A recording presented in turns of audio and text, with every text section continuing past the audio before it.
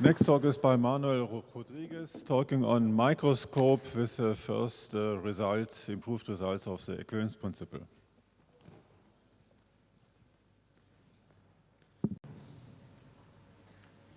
Okay, good morning, ladies and gentlemen. Thank you, Klaus, to give me the talk. I would like first to acknowledge the organizing committee to invite me to this meeting.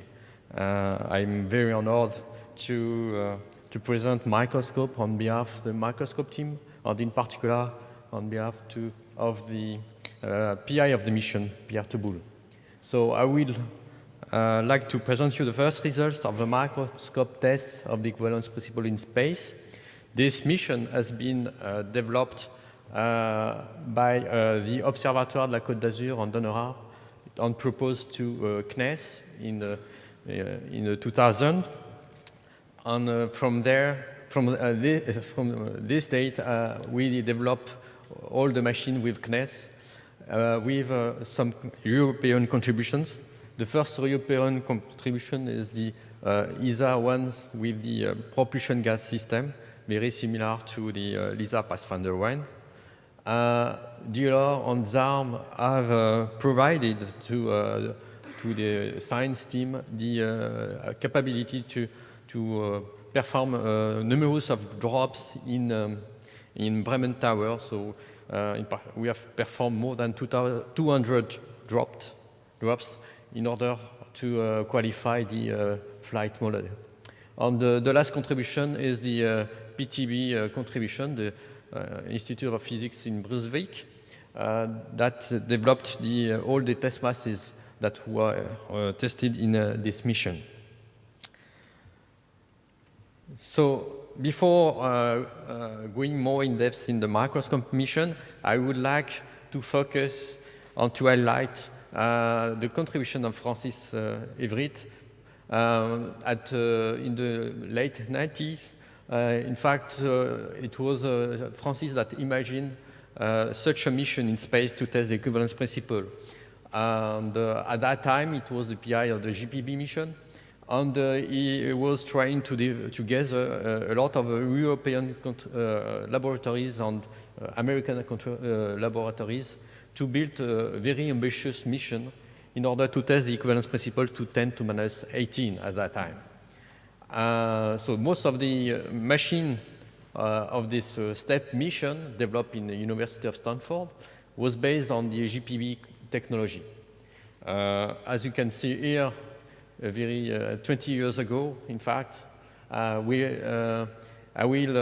was very young at that time, and I participated to some meeting on STEP, and you can recognize some, if you have some good eyes here, Hans-Jörg Dietz, now director in DLR, that is the co-I of the microscope mission, and you have here the PI of the mission, Pierre Touboul.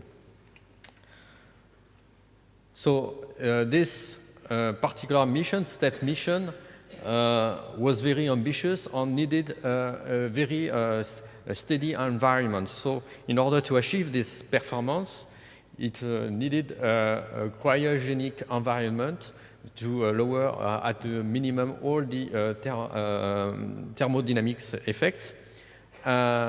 The objective of this mission was to test the difference of trajectory of two test masses placed in orbit. And you have 4 instruments, in fact, on board, 4 pair of test masses. And as you will see, it's quite very similar to a microscope principle of operation. The only difference here is that to suspend the test masses, to control the test masses, the specific magnetic coil we used to suspend the test masses, and a specific set of squids were used to measure very finely all the displacements of the test masses. one of the characteristics of this instrument was the initial operation, because the magnetic coil cannot easily place at the center the test masses. So it was foreseen to use electrostatic positioner. That's why we participate to this mission. We contribute by designing a specific electrode set to levitate the test mass for the initial conditions. And at the beginning of 2000, we collaborate with the University of Stanford to make some measurements with a small prototype that was delivered by Stanford and see what were the interference between or the coupling between the squids and the electrostatic position, the capacitive measurements of the position of the test mass. So if we come back to microscope, so we have also two test masses to be tested. The objective of the mission is less ambitious due to the more affordable environment. It's a room temperature experiment. And we use a specific microsatellite from the myriad line of CNES. So we have to use some of the equipment on the shelf for this type of microsatellite. So the objective of 10⁻⁵ was possible with this kind of small satellite. In this experiment, we first constrain the two test masses by electrostatic forces to be motionless. And the measurement of the electrostatic force, or the difference of acceleration between the two test masses, gives the information on the eventual violation of the equivalence principle. As you can see in this expression of the adverse parameter, the difference of acceleration divided by the mean acceleration is equal to more or less to the difference of the gravitational mass and the inertial mass of the two bodies. In these experiments, we place the test masses inside the satellite, which is in inertial pointing, so with this kind of orbit here. And as you can see, the axis of the cylinder, are in the direction of the Earth, one time per orbit. So the signal we will see, which is proportional to the gravity field, will be at the orbital frequency in this case. And what we would like to get with this principle is to get a signal proportional to the gravity field and at the same frequency and at in phase with G.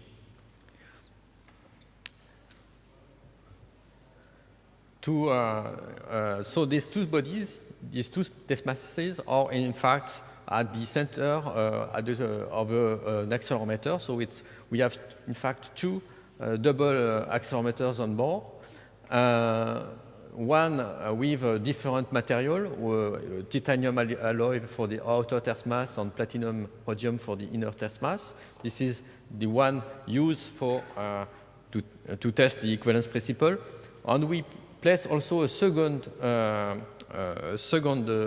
sensor unit with same material for the two test masses in order to check any deviation on the data process and to check that everything is okay on board. And in particular, we would like to establish that all the instrument model we use at priori before the launch is correct, and we can verify on both instruments that everything is behaves the same. As you can see in this nice picture, we have here the platinum rhodium test masses, the small one, and the titanium one with a gold putting on each side of the test mass. And we use, in fact, a set of cylinders made of silica with gold coating on the surface in order to have a set of electrodes that will control all the motion of the test mass along the 6 degrees of freedom. The same electrodes are used also for capacitive sensing. I mean that if any motion of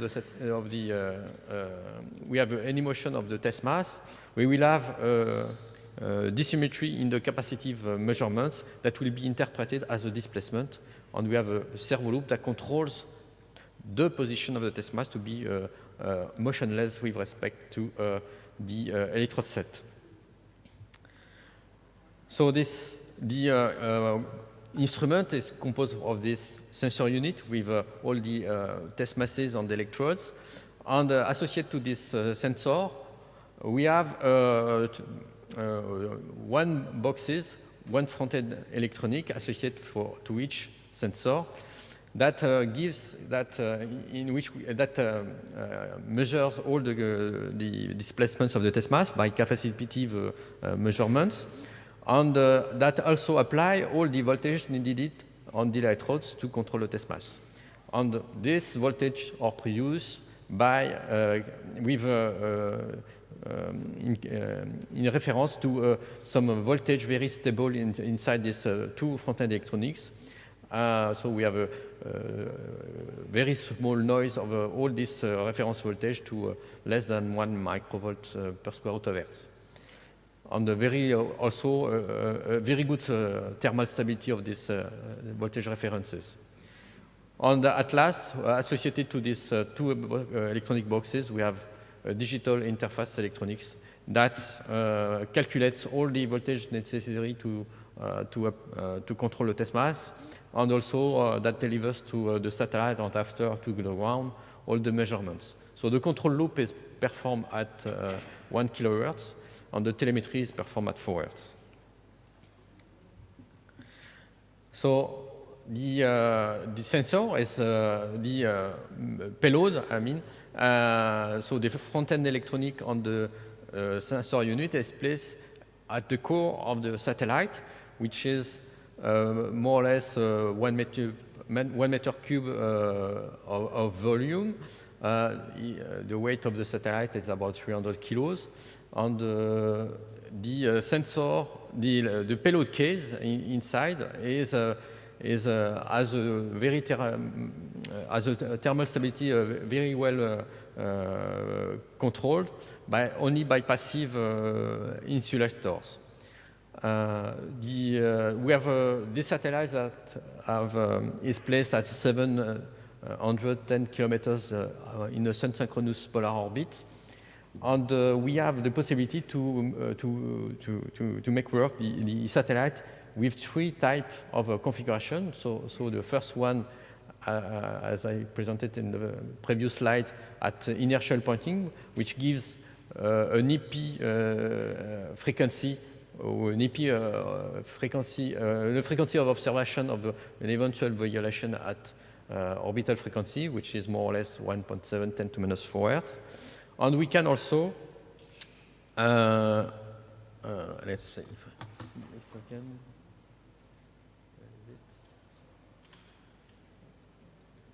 And we can also rotate at a higher speed the satellite in order to increase the apparent variation of the gravity field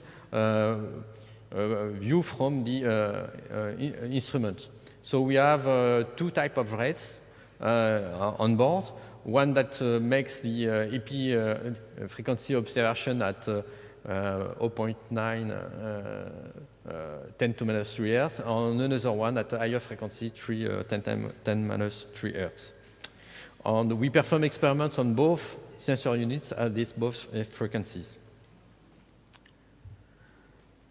So this satellite is in fact a real physics laboratory, because we implemented in board a lot of, I will say, options that can be used to characterize the instrument or the environment of the instrument. I will first, so here we have ici the overall loop of control of the satellite that use the star tracker on the 6 degrees of freedom accelerometer to measure the attitude motion of the satellite on the acceleration of the satellite in order to compensate all the disturbing forces or torques applied on satellite. So the main forces applied to the satellite are the solar pressure or the drag residual of the air. On the torques, it is mainly the torque generated by the gravity gradient or by the Earth's magnetic field.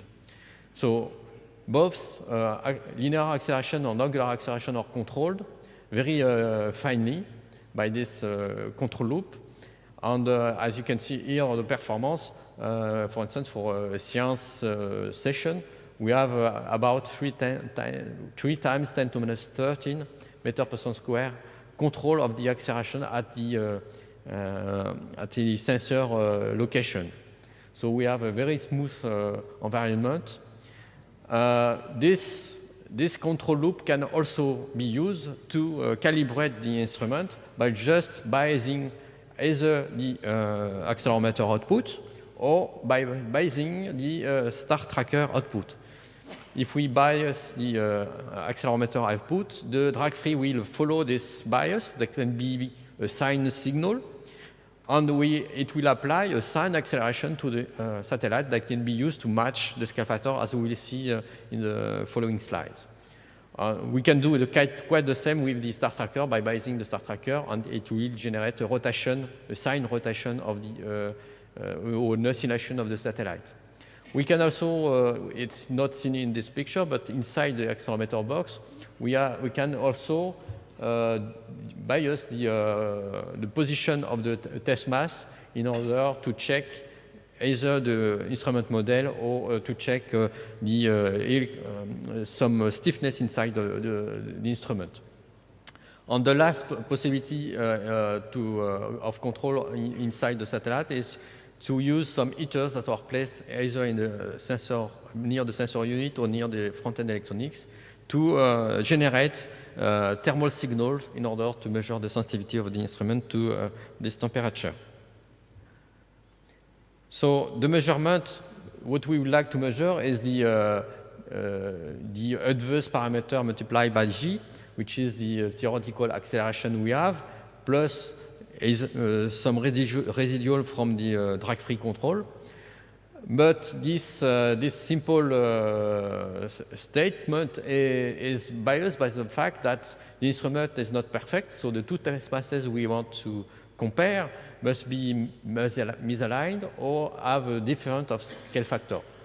We can also have some couplings between the axes that will bias also the final output of the instrument. We have a bias also because the electronics is not perfect. We have also some parasitic forces that will generate some bias also.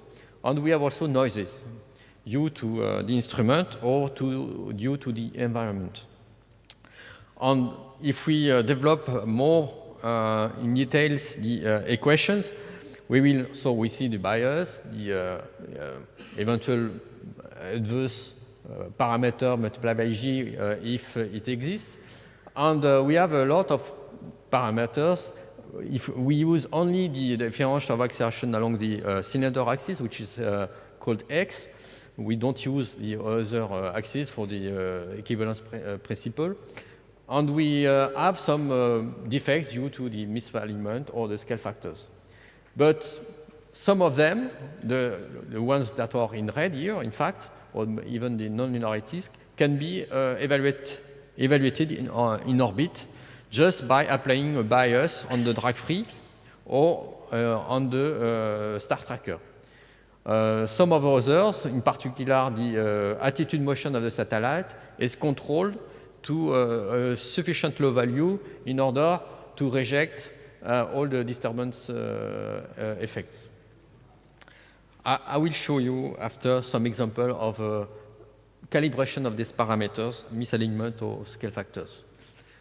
So with this satellite, which was launched in 2016, we, at the beginning, 1 year ago, in fact, we have sufficient good results with only, I will say, 7% of the overall data we have today, in fact, with only 120 orbits, which is more or less 8 days of continuous data.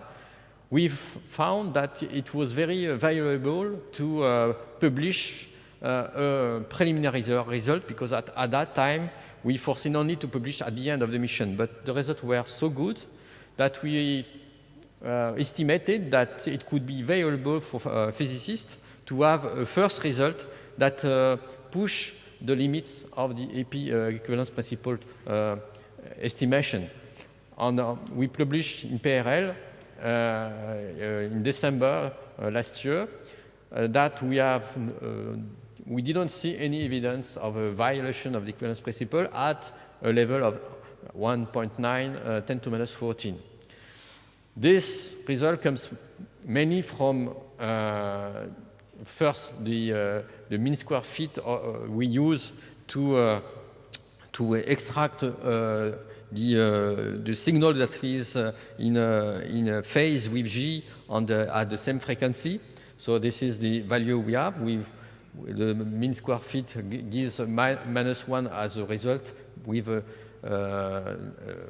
value of 9 in statistical error.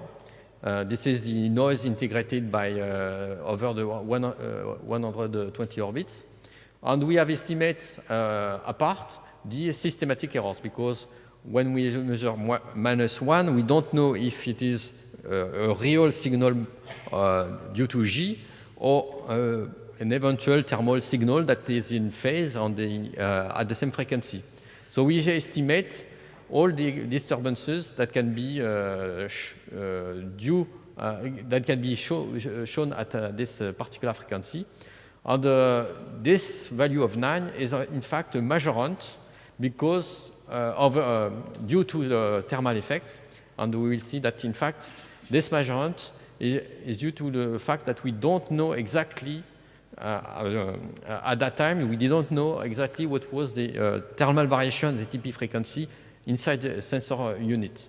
We put a limit of 15 microkelvin, but in fact, it could be much less if we have a better knowledge of this temperature measurement. This is something we work on the way, maybe I will mention in the following slides. And for the sensor of reference that should give a null value, we have more or less a value that is compatible with 0. At that time, we don't make the same analysis of the systematic, but today we have quite the same analysis, and we show that more or less the temperature is a little bit more higher because we have less time to integrate the signal, but it is more or less the same level of systematic, in fact. And if we want to check all the systematic and on all the errors, the first one is the noise seen by the instrument. So it is the overall noise, the spectral density of the measurement that includes the noise of an instrument on the environment. And you can see that at the EP frequency, we don't see any ray.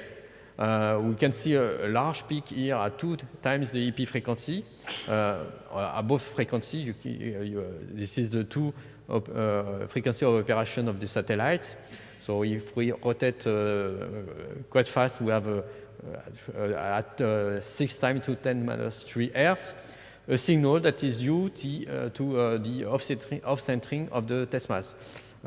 In fact, even if we have performed the machining of all the parts at the micron level for all the parts, we have still remaining a small off-centering due to all the accumulated defects when we integrate all the parts. So in particular, for the SURF, we have 30 microns of centering, and for the SUE EP, 20 micron miscentering. And this signal is due to the gravity gradient multiplied by this of centering. This is one of the way to calculate very precisely the of centering. You can see here, for instance, an example of correction. We estimate the of centering here very accurately at less than 1/10 of microns, and we corrected by knowing the position of the satellite and the attitude of the satellite. We can rebuild the Earth's gravity gradient locally. Because we know from the GRACE mission very well the Earth's gravity gradient, and we can subtract this contributor of the Earth's gravity field. And you can see here that it makes disappear this peak, but the effect at EP frequency is quite negligible when we rotate the satellite. I talked to you about the scale factor matching, so we perform we apply an acceleration, a linear acceleration along the x-axis, a sine acceleration, and we measure the difference of acceleration between the two test masses, x1 and x2. So if the scale factor matching is perfect, we should measure nothing, 0, and we measure a small signal that is proportional to the mismatching of the scale factor. And with this experiment, we measure along all the duration of the mission at several times this scale factor. We perform also some measurements with different temperatures to see the impact of temperature. And in fact, we measure that the impact of the scale factor mismatching is negligible at 10 to minus 15 level. The same thing with, for the misalignment. We apply an acceleration orthogonal to the main axis of measurement, and then the difference of acceleration between the two test masses along x gives the misalignment along one of the axes. We perform the same thing when we apply an acceleration along the other axis.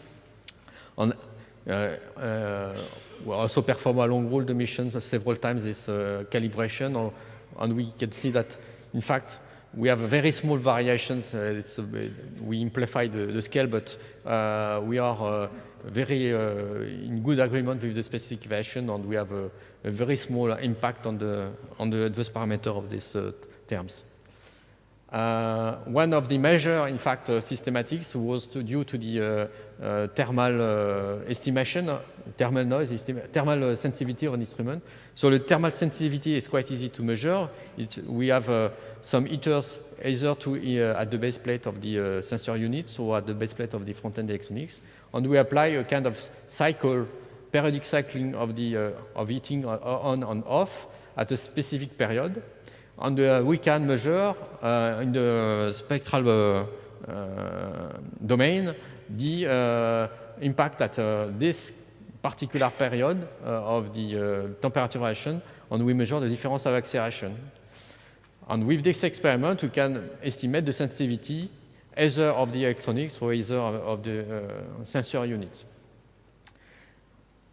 But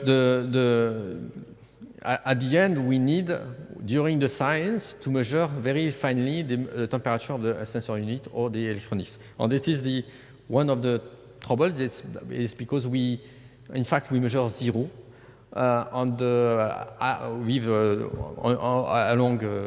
over only 120 orbits, and we need more orbits to estimate very accurately the temperature variations.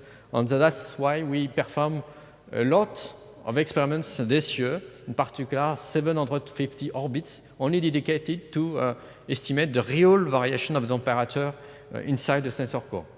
I cannot say you today the result because we have some verification to do, still some verification, but it's very promising, and we are very optimistic I will say, lower at a value the systematic geothermal variations. And from March this year to August, the SUP has been measuring continuously, either for thermal variations or for technical closure experiment, because we dedicate the end of this year to technological experiments. We are quite no more science, and in particular, we have 5 months dedicated only on aeronomy. The drag-free is off. And at the end of the mission, which is expected in October this year, we will have more or less 1,800 orbits with the SUP, and half this value for the SURF, including different temperature conditions, test mass displacements, and also different frequencies of rotation of the satellite. And we have more or less, for the overall 2 SU, about 300 orbits for calibration.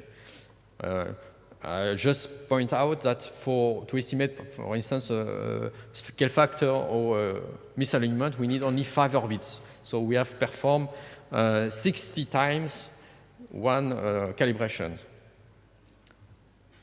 So in conclusion, I will focus particularly on the good behavior of the satellite on the instrument during more than 2 years.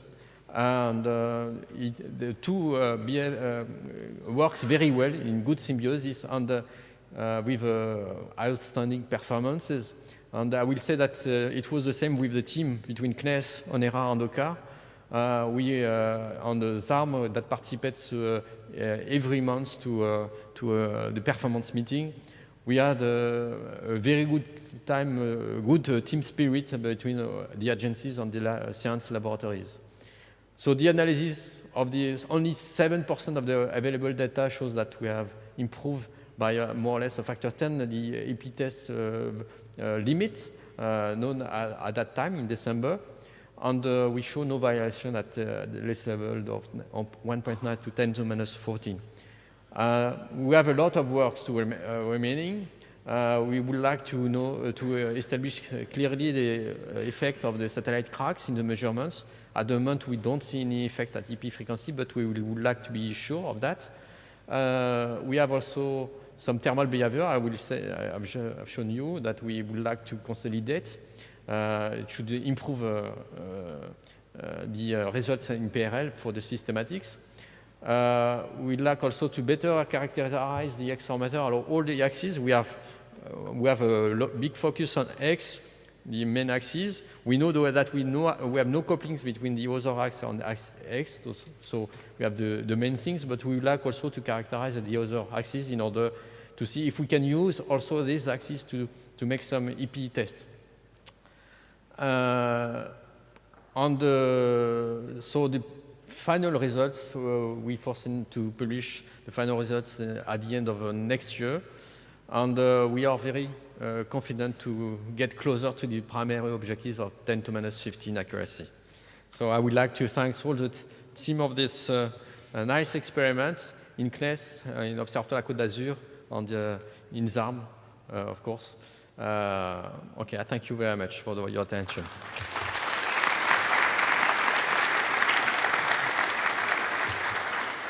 Okay, thank you for presenting us this new result. Questions on that? Yeah.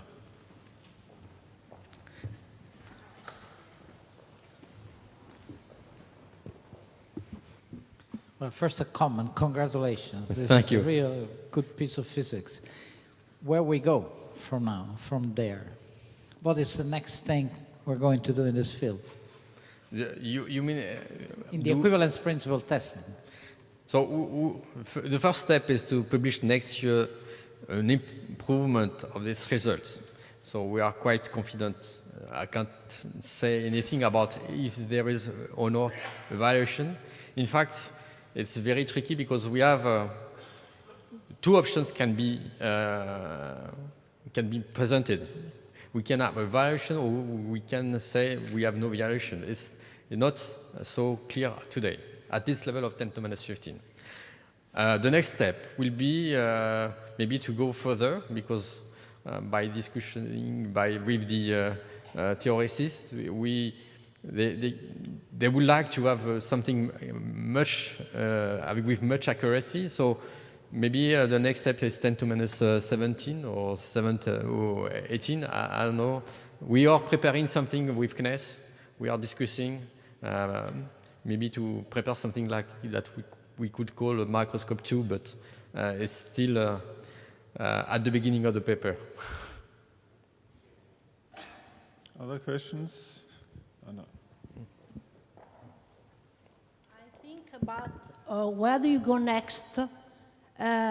People may have noticed that in order to achieve this, congratulations, first of all, that's very nice. Thank you, Anna. And it's very nice that just in one shot and a small team, after all, you already achieved a very nice result.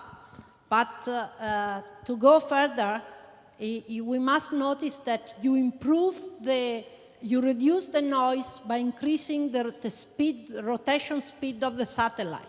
So my advice is that you gain, why? Because by increasing the rotation speed, you reduce the thermal noise.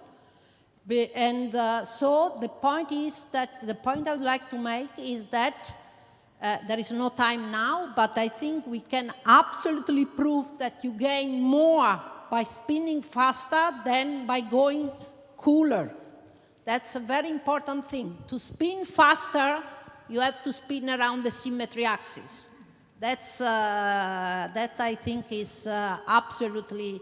So what I would advise is stay at room temperature. People have managed, they tried the torsion balance cryogenic. They have one at Washington University. They just use rotating torsion balances at room temperature. I think with the ground experiments, we are learning a lot about mechanical suspensions. We can make this work at room temperature and spin faster. And I think if you reduce thermal noise, you reduce the integration time, and then you can get to 10 to the minus 17. Otherwise, I think it would be hard. Okay, thank you for your comments, Anna. Further comments, questions? Okay, then we are done, I guess. So Thank you. Thank you all the speakers.